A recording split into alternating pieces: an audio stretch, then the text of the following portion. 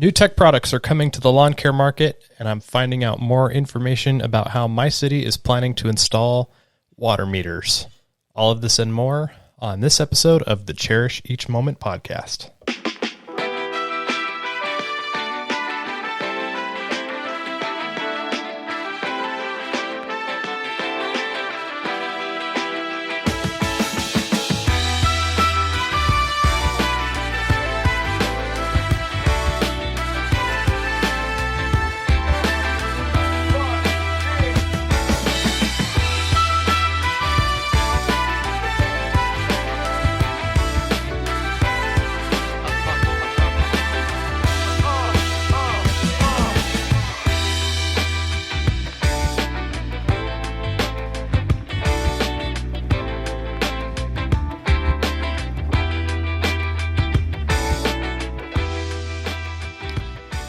Well, this year's Consumer Electronics Show has recently concluded.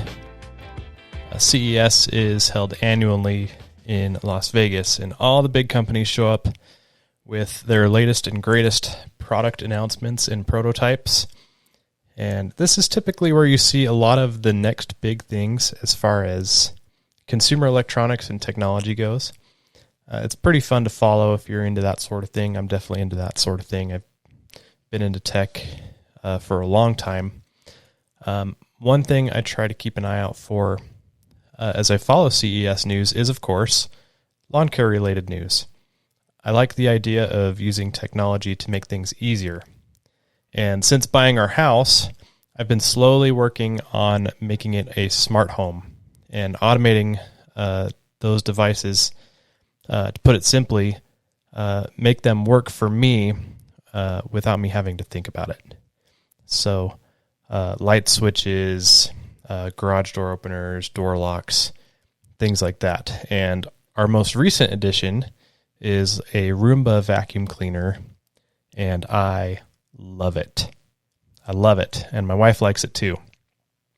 We've talked about this a few times now, her and I, and we've come to the conclusion that it's really kind of gotten us already in the habit of just picking up the floor so that it can just vacuum, and we can tell the smart speaker to make it start, and the kids think it's a lot of fun.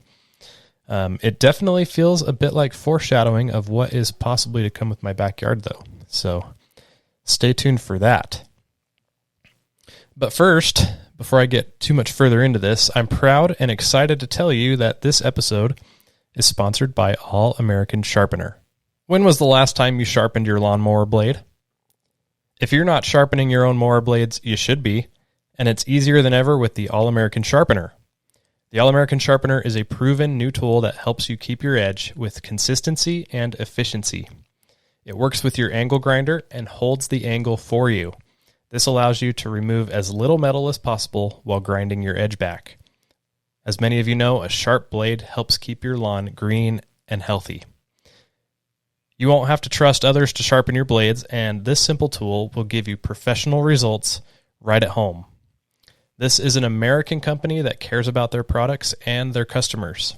They designed this industry-changing tool and build each unit in Haskins, Ohio. I've had the All-American Sharpener in my garage for 3 years now, and it's become one of those things that I just can't imagine not having anymore. I've used it to sharpen my own blades, as well as my friends and family's blades too. Check them out at allamericansharpener.com. So a couple of things to highlight from CES. First, Rachio has announced a new product to their lineup of smart sprinkler controllers, a smart hose timer. Here's a blurb from prnewswire.com. They say, building upon the success of the flagship Rachio 3 smart sprinkler controller, the smart hose timer connects via smart valve to an outdoor faucet and a hose or drip system so consumers can experience automatic water-saving benefits.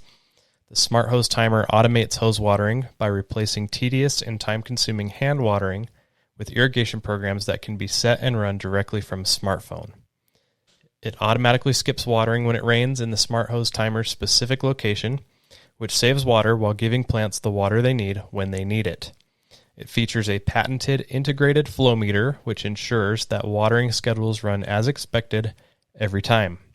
The Smart Hose Timer works with the free Ratio mobile app, allowing users to quickly personalize and program multiple watering schedules each day using a single Smart Hose Timer. The Smart Hose Timer, which comes with the valve and Wi-Fi hub, will be available on Ratio.com and at leading retailers in March of 2023 for an expected retail price of $99.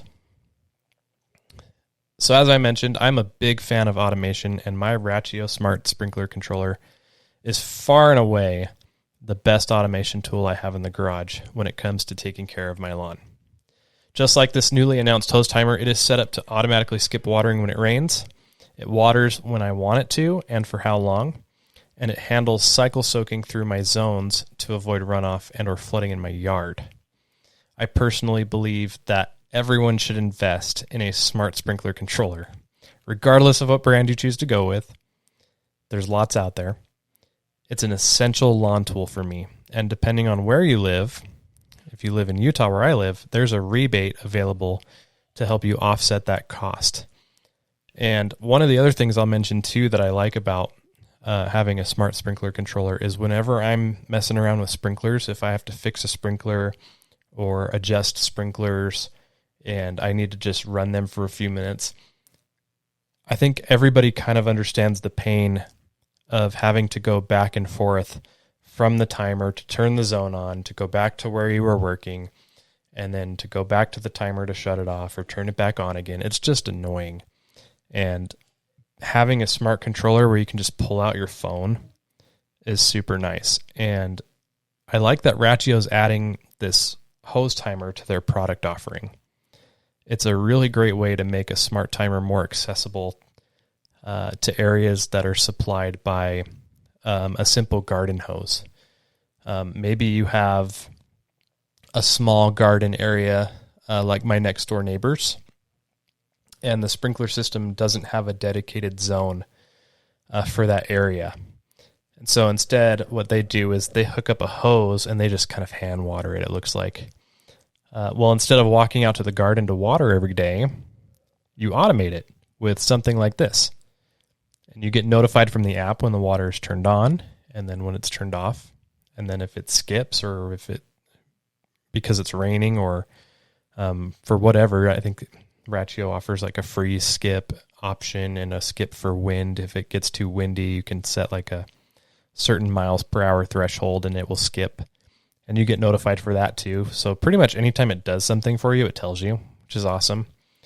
And it has an integrated flow meter too, so it's measuring how much water is going through it, which is nice.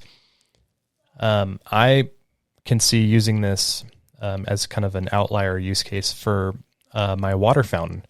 If I am out of town or if I'm away from the house and I know that the level in the water basin for my fountain out front is getting low, I can kick that on and put some water in it, let it run for 30 seconds or so, and I know that there's water in there.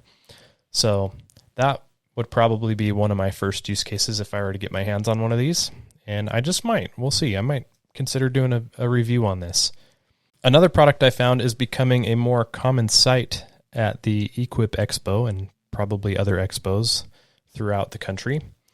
Robot mowers, as many of you know, are becoming more and more of a thing, and I think you'll be seeing them around your neighborhood much more regularly in the next 5 years, and probably even more so as we progress through the next 5 years.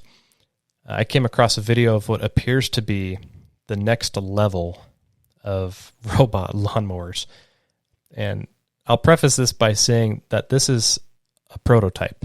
This isn't on the market yet. The company says that they're planning to do a Kickstarter campaign to raise money, so there's a chance it might not even make it to the market. But I'll point out that this is easily where automated robot lawnmower lawn care is heading. Companies are already starting to think about this. I guarantee it. Have a listen to this. Hi everybody, it's Andy Barrar, Handy Andy for Best Buy's blog. And when we talk about the smart home, we typically think inside the home, but a smart home can also be outside the home. To help explain, I have Ethan from Heisenberg Robotics. Heisenberg Robotics. I love the name. So you guys have, what is this, a smart robot lawnmower? Yeah, this is the first all-in-one lawn care robot that's going on the market. So in addition to autonomously mowing the lawn for you, it also offers edge trimming, leaf blowing, and even fertilizing. What edge trimming? Edge trimming is usually when the homeowner completes the lawn mowing portion, and then there are edges along the fences or along the walls that still need to be maintained. So traditionally, people use a standalone edge trimmer to really take care of the final maybe like 3 to 5% of the grass that's still remaining, but it's still making an unsightly appearance on your lawn. So now we've basically minimized the size of that traditional edge trimmer and integrated it into the main product, the Lawn Meister. So that's what I meant by the all-in-one complete lawn care solution. Is it does more than mowing. It also basically takes care of the manicuring, even the health of the grass can be taken care of by the water tank at the front of the product. Wait, he's got a water tank too? Yeah. So that's recommended for putting in either like liquid weed killers or liquid fertilizers to keep your lawn healthy. So it's not just about mowing the lawn. It's about basically having a healthy and cleanly cut lawn every day. Yeah. Now, all right. So this is where we're going here. Very soon, within a handful of years, you will see come to market robotic autonomous lawnmowers that will essentially do all the things: mowing, trimming, leaf blowing, fertilizing.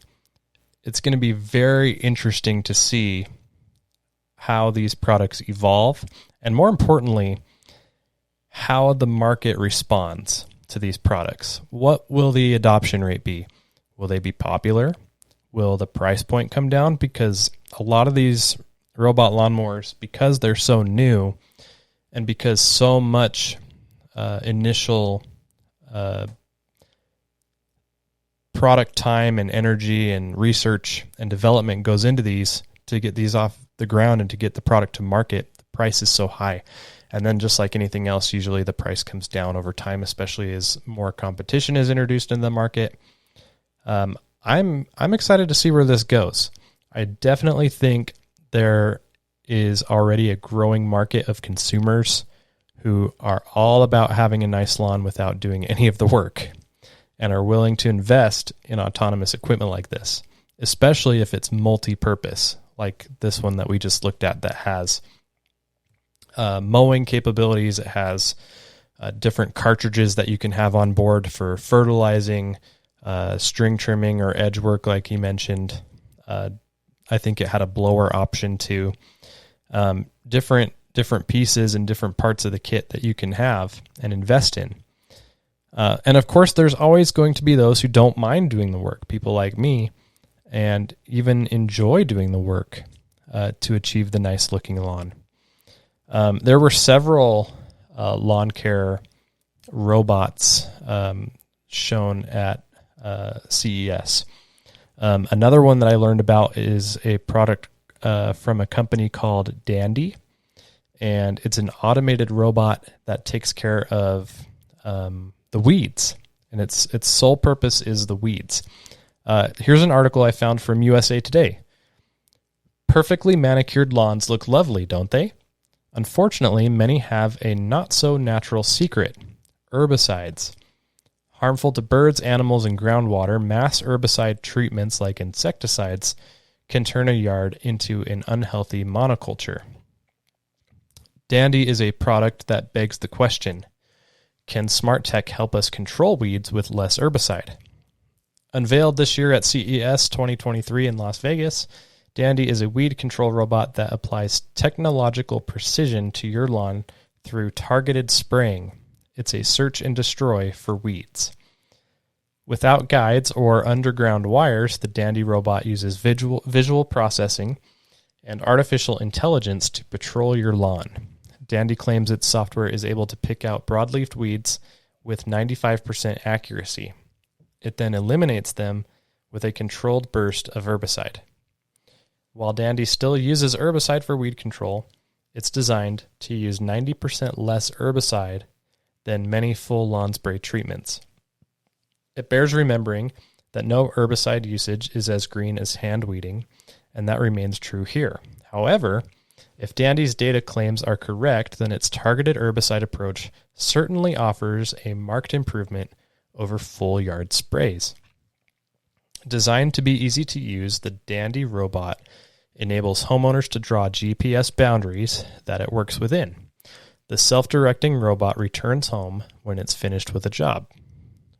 With 2 different models available, the first generation of Dandy robots come with either quarter or 1 acre capacities and feature either half-liter or 1.2-liter reservoirs for herbicide, respectively.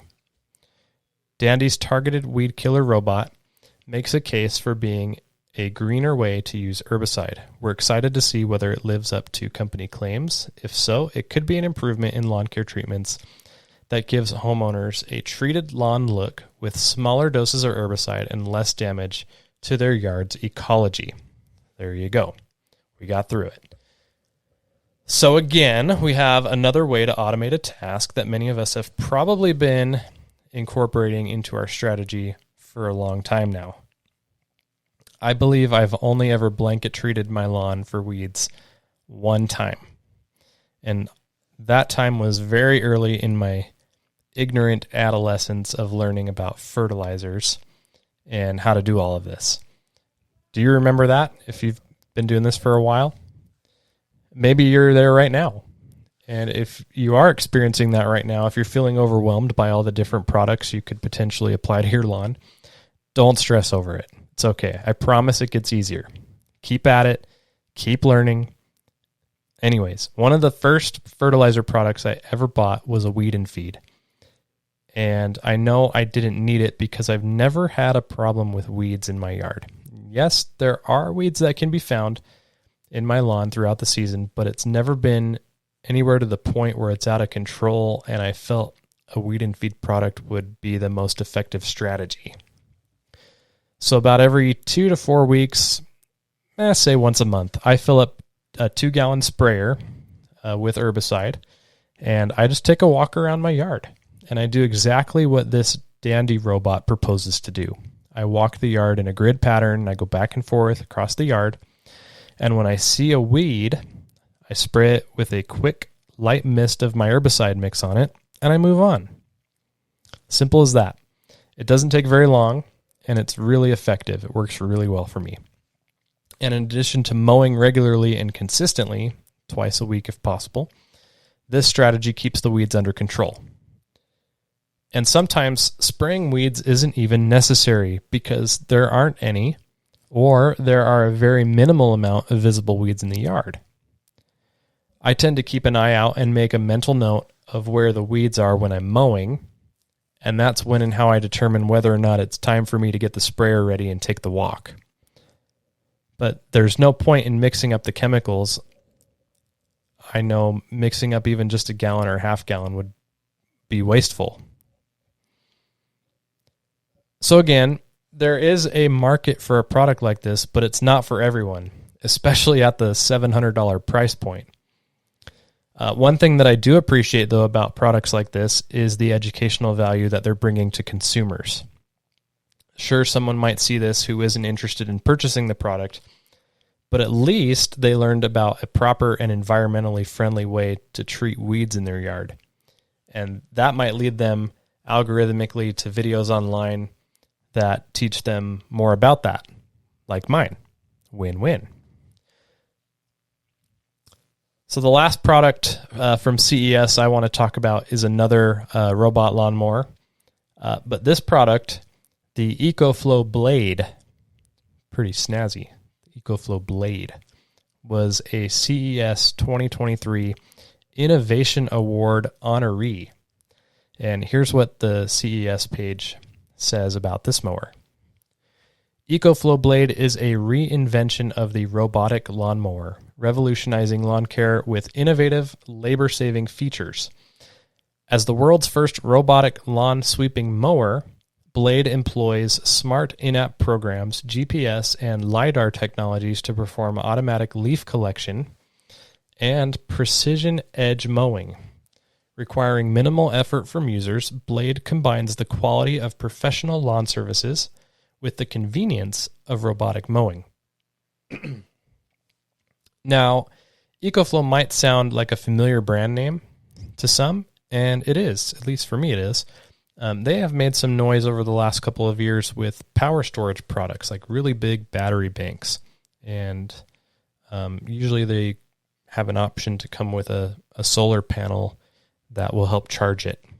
I actually considered using one of their power banks for my shed build. There isn't a whole lot of information about this mower just yet, so I'm almost positive that it's still in the prototype phase. But it certainly has a unique design and can be manually controlled too, which I think probably would just be, kind of a show-off feature. Watch what I can do. Watch this. Kind of like a little RC car. I'm curious to learn more about this, though, so this will definitely be something to keep an eye on.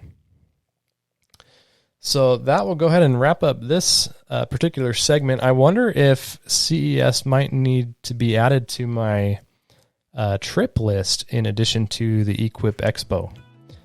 The irony of that is I grew up right near Las Vegas. Lived there about 20 years of my life, and I've never been to CES. Maybe next year, though. We'll see.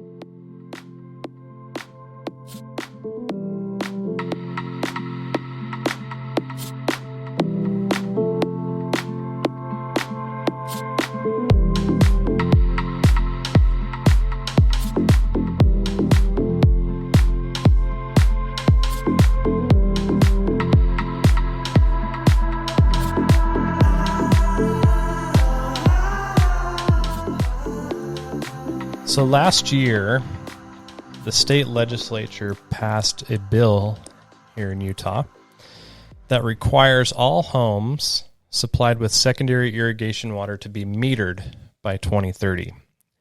And for those of you who don't know or haven't been following this, I spend a lot of time on the podcast talking about the drought here, especially in Utah, that we've been going through the last few years. But every time I mention that we're talking about secondary irrigation here, I feel it's just important to briefly touch on that and what that means. We have two water supplies that come to the house. We have a culinary water supply that is filtered by the city, and that supplies all the interior water inside the house. And then we have a secondary line that is not as filtered. And that comes from the snow in the mountains, which fills up our reservoirs. We have many reservoirs here up in the mountains and in the valleys, and the ones in the mountains feed the rivers. We have small rivers that flow mainly into the Colorado River system, and all of that water, which starts up in kind of Wyoming, Idaho area, works its way down through Utah, Colorado, down into Nevada and California and Mexico, down that way. So that's how that works. But we have secondary irrigation water, and I've mentioned before that depending on where you live, cities have, up until recently, until this legislation passed, cities have different laws and ordinances around how that water supply is managed. And as much as I'm going to miss my days of bragging about not having metered secondary water and paying a flat rate of less than $25 a month for that privilege, I know it's for the best. I know this is a good thing because so many people are abusing this and improperly watering their lawns around here. My only wish is that this mandate also required the use of smart sprinkler controllers to at least skip waterings during rainy days, because anytime it rains here, and I mean a real rain where at least a quarter inch is predicted, I don't have to drive very far to find sprinklers working. Imagine the amount of water saved if everyone had a smart controller that was programmed properly to skip during rainy days. We'd save a lot of water, I'm telling you. Anyways, my city has begun the process of installing these meters, and they've started on the exact opposite side of town from me, which hopefully means I've got some time left. But with that being said, I wanted to describe for you the process of what the city's doing to install these meters and how they're going to approach water use charges going forward. A picture was recently posted on the city-run Facebook page by what I'm describing as an ignorant citizen who just hasn't been paying attention. There's probably a lot of those. Probably doesn't pay attention to their sprinklers when it's raining either. This is what the caption read on the picture. Quote, "Does anyone working for the city know why they are digging in our front yards? They removed all the trees last month, and now all of a sudden they are digging giant holes in everyone's yards. I would love to have a pretty yard again someday, but it just keeps getting worse." End quote.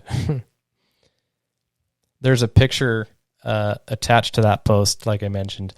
The picture is the crew working to remove the areas around the irrigation box, making way for a vacuum truck to prepare to install the meter. And, you know, if you look closely enough at the picture, you can really kind of see what's going on. It's not really that hard to figure out. But like I said, this person who posted this is just ignorant. The funniest part is the homeowner. You can clearly see this is the homeowner that's standing in the yard watching the whole process. And the crew, I have to mention too, the crew's doing a really clean job here. They're using a vacuum truck, and they're not really digging this out by hand. And so there's not a mess. They're not making a pile of the old sod that they cut into in the dirt. They're not making a pile on the lawn. They're not making a mess on the sidewalk. It's all going into a vacuum truck, which I think is really nice. But the funny part is looking at this homeowner in this picture. He's just standing there, hands in pockets, head down. He knows not much longer until he sees a larger bill from the city regarding secondary water usage. So I thought that was really funny. You know, a picture's worth 1,000 words, and this is a funny picture. Like I said, this is a city-run Facebook page, and so they actually, whoever runs this page does a really good job, and they respond to pretty much everything on this page, all the posts. And I've not posted personally. I'll comment sometimes, but whenever I have a question for them, I just message them privately, just because I don't want other people to really care. But this is what the city commented on this particular post. They said, "The city is in the multi-year process of adding meters to all pressurized irrigation lines throughout the city." The rest of us know that. "This is a requirement implemented by the state legislature. After the contractor has finished, they will be restoring landscaping, including new sod in the spring. If you have additional questions, the city has created a page with many resources," and they provide a link to that. Here's what that page says. It says, "In October 2022, the city began a 5 to 6 year effort to install secondary water meters on all properties within city boundaries. This project is in response to the Utah State Legislature's requirement to install meters on all secondary water connections by 2030.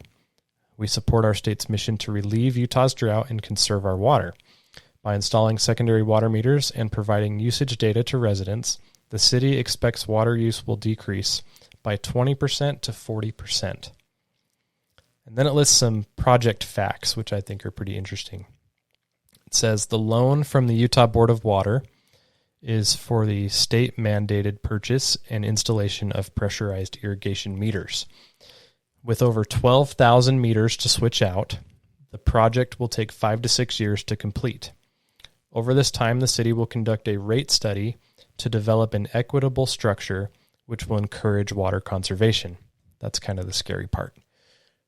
The secondary water metering project began in October 2022 with an anticipated completion of September 2023. Since 2016, all new pressurized connections have been equipped with secondary water meters, and these meters are currently only used for data collection. Once the new rate is developed, it will impact residents based on their water usage. Rates for residents who use higher amounts of water could increase, while residents who conserve could decrease compared to the current rate structure. The city has contracted with Hydrovac Excavations LLC for the installation of the water meters. All right. I've got to say, I really appreciate the transparency from my city on projects like this. I think that's really good of them to do that. In addition to this, the city is also actively working to install a fiber internet infrastructure to provide fiber to all the residents here too. So lots of exciting things going on. A couple of thoughts on this irrigation meter project that I want to briefly touch on. The city responded to that post, and they mentioned that the crew will restore the landscaping with new sod or seed in the spring. Let me give you 2 reasons why you should opt out of that part of the process. Number 1, I'm willing to bet the cheapest available grass seed is going to be used, and it will likely contain weed seeds and perhaps a different type of grass than what's already established. Reason number 2, everyone around here has Kentucky bluegrass, whether they know it or not. And one of the best characteristics of bluegrass is its ability to self-repair. As mentioned, and it's obvious in this picture, this crew is doing a clean job and the work area is very minimal. And you don't even have to use your own seed to repair this area. If you continue to mow often and water and fertilize regularly, over the course of the season, the bluegrass will spread and it will fill in all on its own. It's really amazing. If you're like me and you know the exact blend that you initially used and you can still get it, then grab just a small 5-pound bag, and you don't even need that much, and use that seed and a bit of peat moss to repair the area. I think that's probably what I'm going to be doing. It looks like the rates that the city decides to charge residents will be variable, at least from the information that we have here. Might have to wait and see on this, but based on what they said about residents who use higher amounts of water could have higher rates and residents who conserve could have decreased rates, that seems to be the case. So if I understand correctly, the rate of any given address could be relevant to the amount of water used compared to the rest of the residents. So this could be interesting. Obviously, someone watering 10,000 square feet of turf is going to use more water than someone watering 2,000 square feet of turf. Again, there still seems to be some unanswered questions here, but as always, I'll be sure to provide updates, keep you in the loop. I'll probably make a video on this for the main YouTube channel when it's my turn to get a meter installed.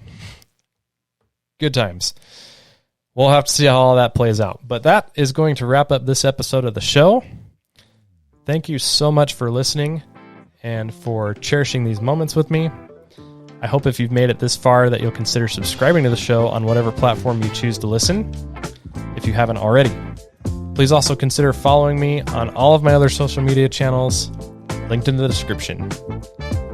Until next time, see ya.